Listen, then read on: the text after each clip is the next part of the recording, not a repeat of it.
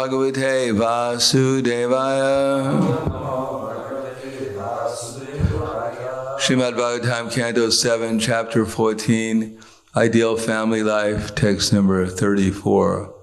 Patram tvatra niruktam vai kavibi patra vitamahai harir evaika urvisha yanmayam vai characharam patram tvatra niruktam vai kavibi patra vitamai harir evaika urvisha yanmayam vai characharam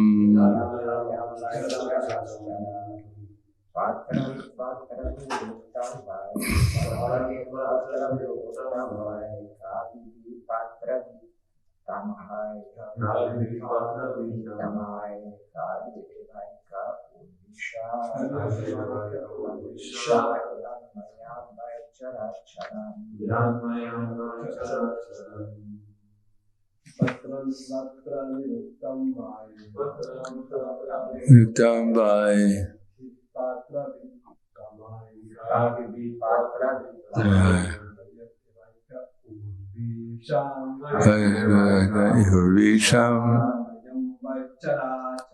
yanmayam vai characharam patram, the true person to whom charity must be given.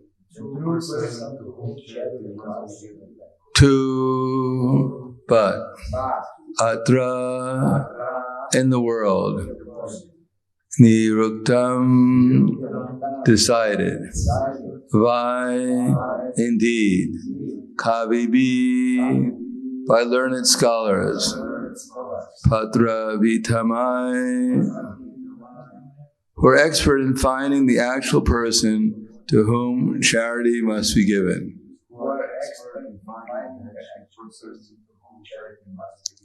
Hari, the Supreme Personality of Godhead. Eva, indeed. Eka, only one. Or Isha, O King of the earth. Yanmayam, in whom everything is resting. Vai, from whom everything is coming. Chara acharam, all that is moving or non-moving within this universe. Translation and purport by His Divine Grace, A.C. Bhaktivedanta Swami Srila Prabhupada.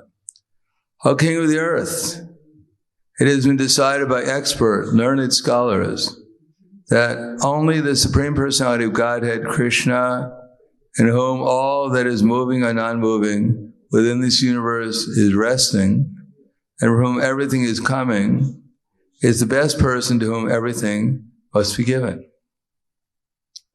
Purport.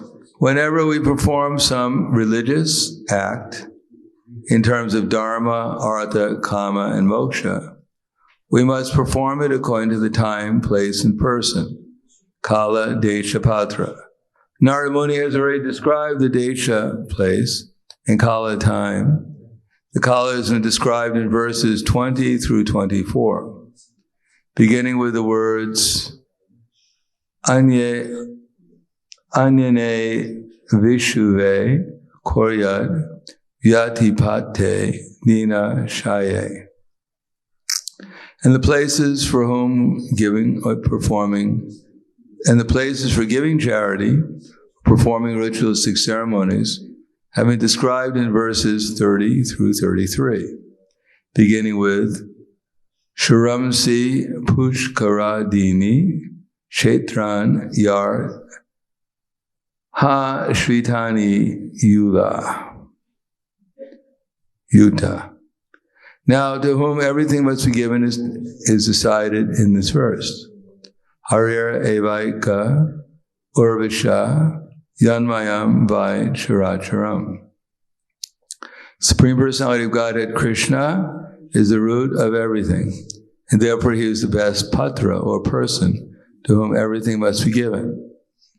In Bhagavad Gita 5:29 it is said, Bhoktaram yagatapasam sarvalokamaheshwaram suridam sarvabhutanam kyatmamam shantim richati. One wants to enjoy real peace and prosperity, he should give everything to Krishna, who is the real enjoyer, real friend, and real proprietor. It is therefore said, Yata taramula nishe chanena tripyanti tatskanda bujo pashaka pranaharachcha yatendriyanam tataiva sarvahanam atuteja. By worshipping or satisfying Achyuta, the Supreme Personality of Godhead, Krishna, one can satisfy everyone, just as one can water the branches, leaves, and flowers of a tree simply by watering its root, or as one satisfies all the senses of the body by giving food to the stomach. Therefore, devotee simply offers everything to the Supreme Personality of Godhead to receive the best results of charity, religious performances, sense gratification, and even liberation, dharma, artha, kama, and moksha.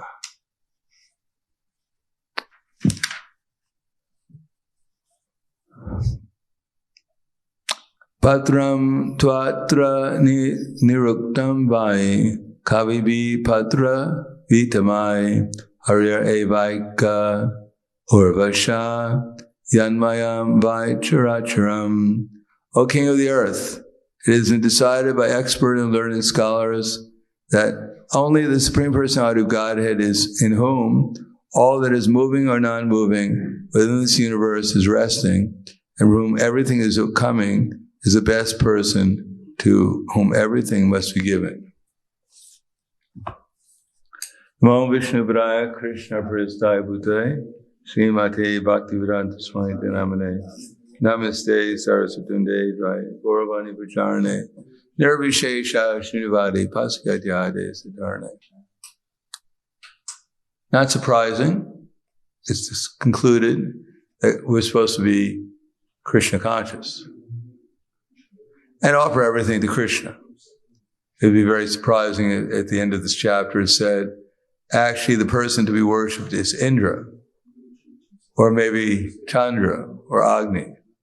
But of course it mentions Krishna, consistent with the rest of our philosophy. Ashwadadana, Ashwada hutam datam, tapastaptam kritam chiyat. Asat ichuchite partha, not chat tat pretino iha. Then anything done without faith in the Supreme, ashvada hutam datam, anything done as a sacrifice or charity or penance without faith in the Supreme is considered to be useless in this life and in the next. So people will be quite surprised that such strong statements are there. If you do anything without faith in the Supreme, it's useless. Most people think the Hare Krishna is useless. And we think everyone else is useless. Useless in this sense that the purpose of human form of life is to wake up the soul. Now, there may be some processes that help the soul sleep less. That's known as karma, jnana, yoga. These processes actually don't wake up the soul, but they take them out of the darkest ignorance, so that one is eventually coming to the platform of goodness and understands that one is a spiritual being. Now, to know that we're a spiritual being is knowledge, but it's still covered by ignorance. Yanye arindaksha vimukta maninas twadasta bhava avashuddha buddhaya aruya krichena param padam tada patantyana nadrita yushmat angrayaha. One may rise all the way up to Brahman realization, So to know what we're not is not perfection of knowledge. To know that we're not this body is not the perfection of knowledge. To know who we actually are, that's perfection. And to know what to do with this body, to realize that we're not who we actually are, that is actually knowledge. Otherwise, it said, avashuddha buddhaya, that one's intelligence is still covered by ignorance, is impure. If we don't know our actual identity, then we're in ignorance. Just to know what we're not doesn't mean we know who we are. Now, in Krishna consciousness, at least we start with the premise that who we are, that we're Krishna's servants. And any activity started with the consciousness that I'm Krishna's servant, done as a service to Krishna, under the authorities of Krishna, and done to please Krishna, it's called Krishna consciousness. Because only that way can we remember Krishna in devotion. One may practice remembering Krishna by some methodology. There are many techniques of increasing our memory. But without devotion, without doing it to please Krishna, then it remains on the material platform. Kamsa was also always thinking about Krishna, but he didn't do anything to please Krishna. Still, he became purified, but that kind of purification is considered to be hellish. Kaivalya narakayate, tridasha pur akasha pushpayate. So, Prahladananda Saraswati says that such liberation is narake, kaivalya narakayate.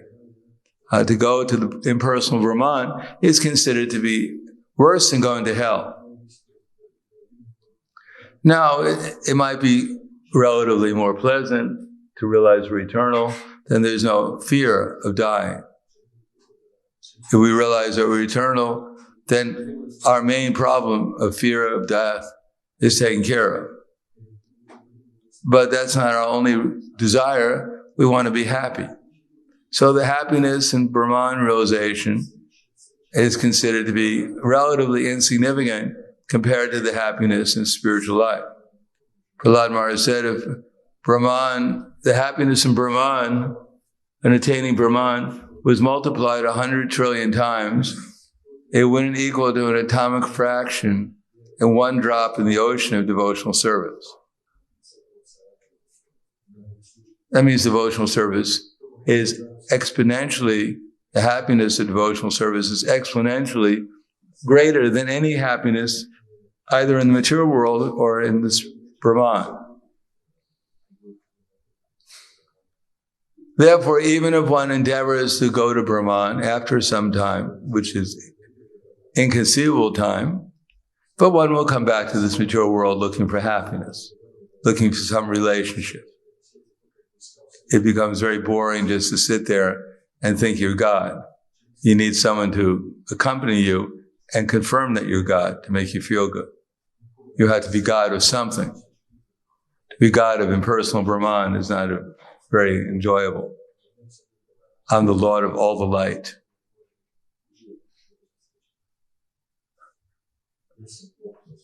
So, if you want to be the Lord of the light, just sit in your room and turn the light on, and whenever you want, turn it off. Then you can feel that you're the Lord of the light. But how much happiness will you get from that? Not very much. And Ashadaya Hutam Datam, everyone is performing some sacrifice. As I said, people get up in the morning and they sacrifice their energies to go to work and get more money. They're able to go to work because they sacrifice some energy to buy a car, have a house, someplace where they can eat food and have protection. And then whatever energy they've gotten from that, they sacrifice to get more money so they can keep the house, they can keep the car, keep the food, so they can work more. So the whole goal of their life is either to keep on working or just feel protected from the elements or from hunger or whatever else. Therefore, such happiness, the happiness one gets from such sacrifice, is considered tuchava, completely insignificant. That one wants an ocean of happiness, but one is getting, as we heard before, that one drop in a desert of happiness. One drop of happiness in a desert, there's certainly a drop, certainly will quench one's thirst, but only a dropful. And in a desert, it's not very helpful. Or as that great devotee sang, that, what is that,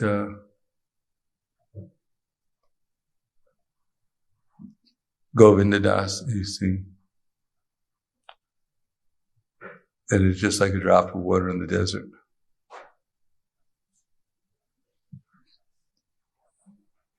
Something about the mind. Bhaja Hare Mana Srinanda Nandana Abhaya Charanara Indore Dulava Manava Satsanga. By the so he sings that Manas, that my dear mind, just fix yourself on the lotus feet of Lord Krishna. And by such fixing the mind, one can cross over the ocean of material suffering. That Durlava Manava Janama Sangha, by such association with devotees, one can cross over the ocean of material existence. So, how does that start again? Bhaja Hare Mana Srinanda Nandana Abhaya Charanara Vinde Durlava Manava Satsanga Janava Satsanga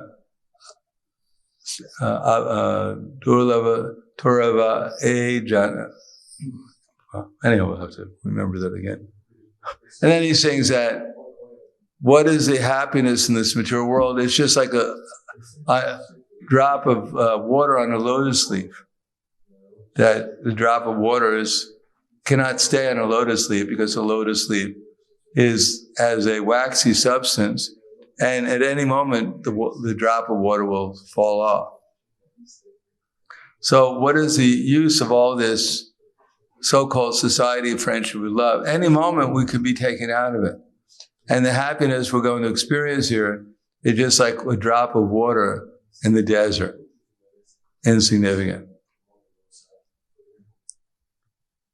Now everyone is searching for an ocean of happiness. Just like in the bathroom that I use. There are so many ants looking for an ocean of happiness there. They're searching day and night.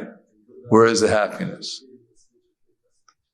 And they're willing, if you put out anything that's sweet, some lemonade that has a little sugar, they'll dive into the ocean looking for happiness.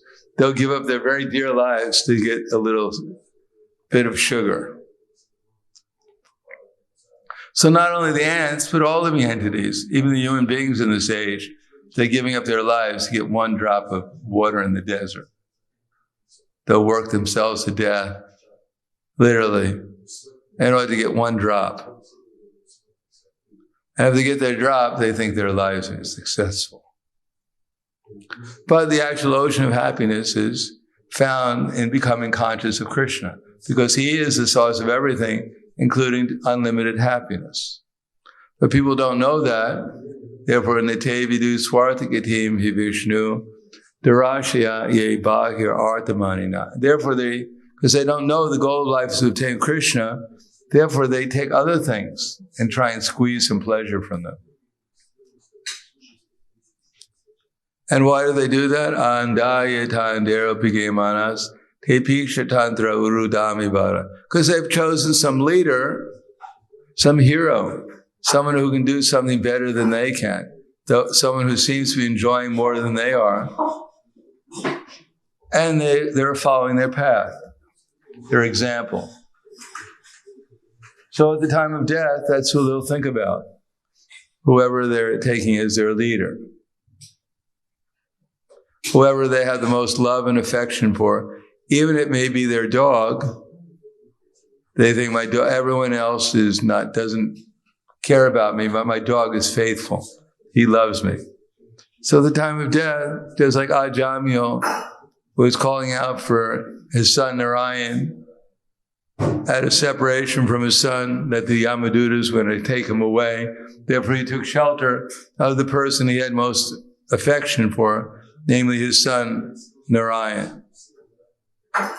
So if we develop affection for some living entity, a dog or a cat, then at the end of life, then we'll take that body as a dog or a cat, because that's who we'll become, that's who we'll remember. And if we develop affection for Krishna, then we'll go to Krishna. But that's only when we change our sacrifice from something mundane to Krishna. Ashadayahutam datam, when we give in charity to Krishna. Ashadayahutam datam tapas. And we do austerity, we tolerate the inconveniences of living in the material world and perform our service for the sake of Krishna. Tapas taptam. Ashadayahutam davdam tapastaptam kritam jayat. Asat ichuchite parta. Anything else is simply will get a temporary result.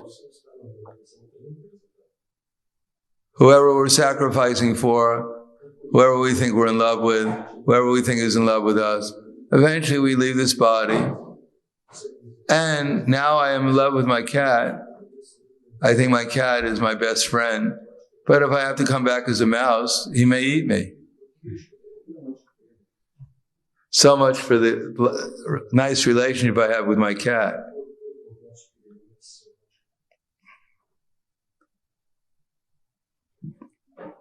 Or if I come back as a dog, I may eat him.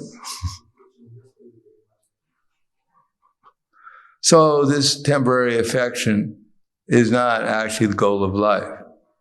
Try to squeeze some affection, relationship out of something material. Only when we transfer our attention and give our love to Krishna do we actually make a proper sacrifice. Even when we go to a holy place, just like the sons of Kuvara, Nal, Kuvara, and Manigriva, they were bathing in the Ganges. Certainly it's purifying, bathing in the Ganges. They were not only bathing in the Ganges, they were bathing in the celestial Ganges. In the celestial Ganges, there's no sewage coming from Delhi. It's really the Ganges. But they were bathing there with their friends, who happened to be apsaras, and their consciousness was not exactly devotional. Therefore, the result is they were mercifully cursed by Narada to become trees. Now, most people don't go to the Ganges and bathe there hoping to become a tree. You hope for something better. But if you go there to the Ganges unconscious of what the Ganges is meant for, and you do something sinful in the Ganges, then instead of becoming purified, you become putrefied. You become contaminated. And the result is you might get even a worse birth than you would have gotten if you were bathing in some kind of ordinary river, but in better consciousness.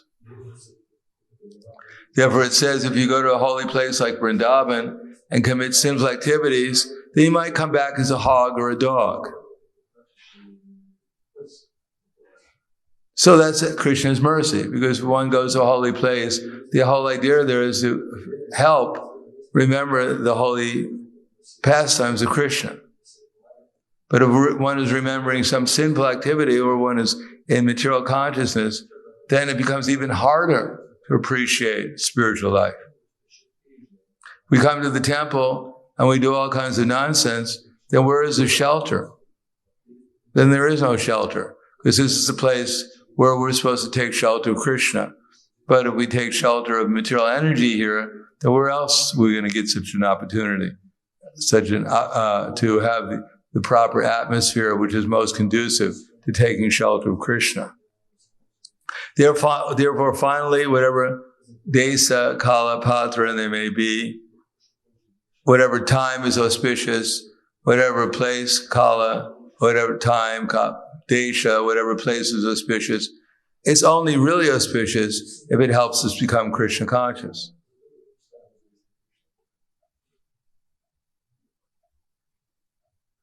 Then actually our lives will become progressive. Otherwise, one is simply cultivating some kind of material energy, some kind of material consciousness, and the result will not give one real satisfaction or anything of value permanently. So I'll stop there. Thank you. Any questions? There's one question on the internet. Hare Krishna, please accept my humble obeisances. In Jaiva Dharma, chapter 27, it is written, with the mercy of the Hladini Shakti, this pure love is sometimes experienced even by the conditioned souls imprisoned in the material world. Question, is this Chaya, Ratya, Abhasa, or something else? No, it's not necessarily. If we chant Hare Krishna, can bestow His mercy upon the living entity and give us at least a little bit of Hladini Shakti, so we get a higher taste. Krishna does that to encourage His devotees. If we do something sincere, or Krishna thinks that we merit some kind of higher taste, then Krishna can bestow His Hladini Shakti upon us. Chaya, Abbas, that's by reflection, by good association. One may get some kind of reflection. But that's different.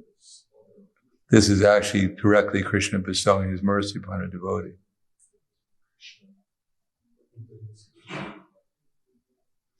Anything else? Okay, thank you very much. Grantaraj Srimad Bhagavatam ki jai, Srila Prabhupada ki jai, Gaur Premanande.